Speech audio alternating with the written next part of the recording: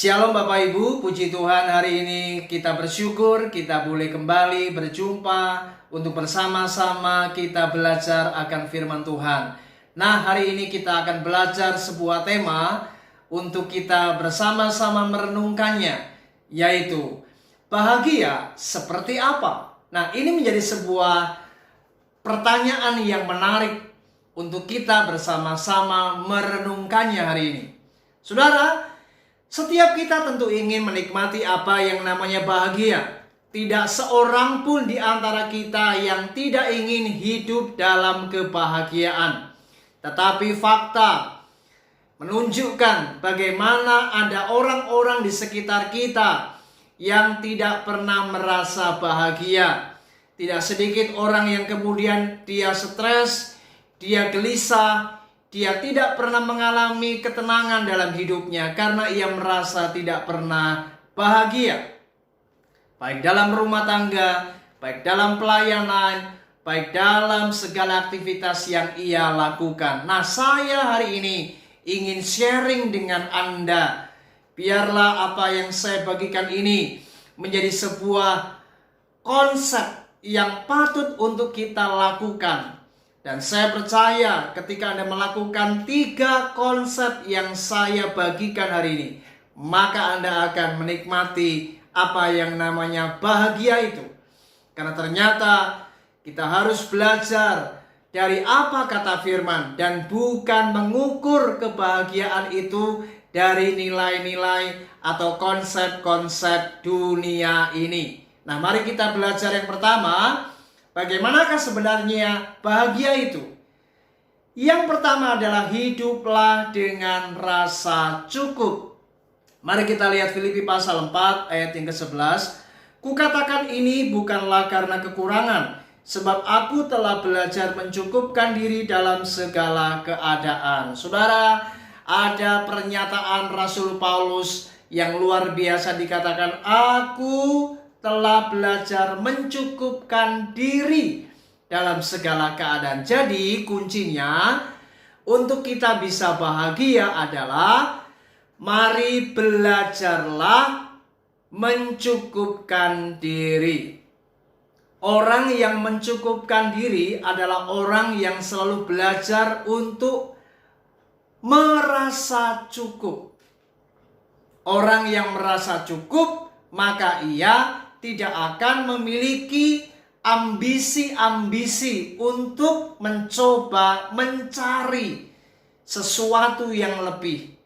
Sehingga ia merasa puas, dia tidak perlu berambisi untuk mencapai apa yang dia tidak bisa miliki.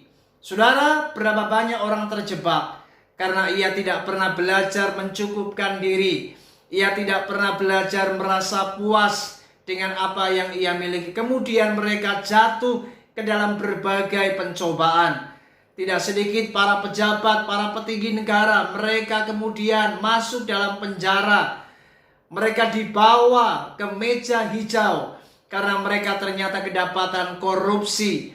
Mereka tidak pernah puas dengan apa yang mereka miliki, sehingga mereka tidak pernah belajar mencukupkan diri. Saudara, Lukas pasal yang ke-3 Bapak Ibu, ayat 14, mari kita akan renungkan ayat ini baik-baik. Dikatakan, dan prajurit-prajurit bertanya juga kepadanya, dan kami, apakah yang harus kami perbuat? Jawab Yohanes kepada mereka, jangan merampas dan jangan memeras, dan cukupkanlah dirimu dengan gajimu. Ada sebuah kalimat yang sangat tegas, yaitu cukupkanlah dirimu dengan gajimu. Orang yang mencukupkan diri, ia adalah orang yang selalu puas dengan apa yang ia dapatkan, gaji yang ia terima, penghasilan yang ada padanya. Mari hari ini belajarlah, apapun gaji kita, berapapun penghasilan kita, mari belajarlah puas dengan apa yang kau dapatkan. Saya percaya maka Anda akan bahagia. Yang kedua, mari kita lihat di dalam 1 Tesalonika 5 ayat yang ke-18 dikatakan, mengucap syukurlah dalam segala hal, sebab itulah yang dikehendaki Allah di dalam Kristus Yesus bagi kamu. Yang kedua adalah hiduplah dengan bersyukur.